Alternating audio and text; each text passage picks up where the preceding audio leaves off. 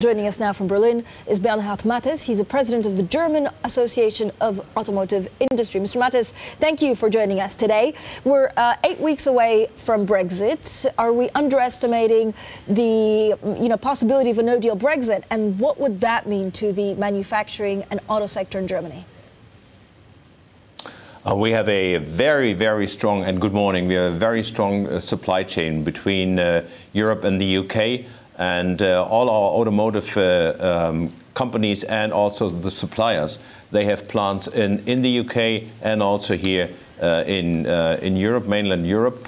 And components and so on are going across the channel several times. And therefore, we have to do everything to avoid a hard Brexit with tariffs and borders and all this, because the free and fair trade between the UK as one of the biggest markets in Europe is of great importance for our automotive industry and the supply chain with our suppliers.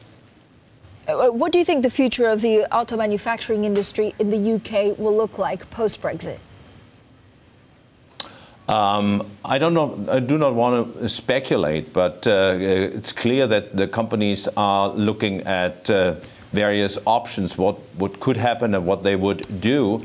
But I don't want to speculate what would happen. The main thing is that we have to encourage the politicians to do everything to avoid a hard Brexit, and on the other hand, to keep the 27 EU members together.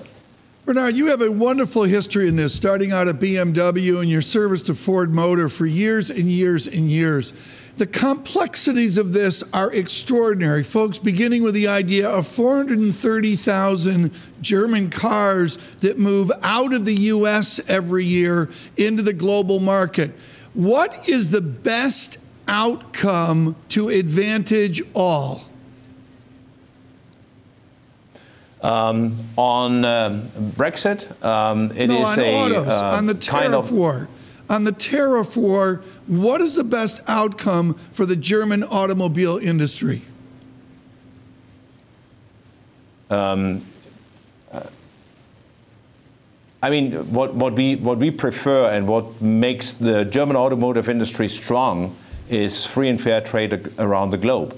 And so when it comes to tariffs, we are very optimistic to be very strong in competition, even without any tariffs. So what we want is globally and also transatlantically a fair and free trade, a good trade agreement for the future, and no additional tariffs and no barriers. Okay, well, that sounds great. What do you need from the German government? I mean, the focus now is U.S., China, China, U.S. At some point, it's going to be German automobiles, and Mr. Trump guaranteed is going to go after that, even though I just said 430,000 German cars move out of the U.S. every year. I mean, I don't think the politicians know that. Have you guys informed the politicians of the complexity you've lived for 3 decades with? Absolutely. We have had talks with the German government, but also with the EU Commission. We made very clear what fair and free trade means, what the supply chain between our European operations, the US-American operations, but also the Chinese market means, and how important it is that we have not additional tariffs, but no tariffs for the future. That we made that very clear, and also what the advantages of that is. So they know that, and they have all our good arguments in the package when it comes to negotiations of the EU Commission with, for example, the US government. Right. So, Mr. Mattes, to put it simply, you went to the U.S. to basically state the German automakers' case. Does the U.S. listen? And what are the chances that the Porsches of this world get slapped with the 25% tariff? I have been to the hearings on Section 232 personally. I have had talks with the US government as well as other representatives of the German car industry, but also our politicians who have all the information from us. And we made all very clear that we have invested heavily in the US. We have created jobs.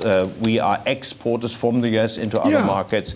So we strengthen the US economy. We all made that very clear. That is well known now by the US government. And we hope that they take this into account when it comes to decision making about tariffs or no tariffs.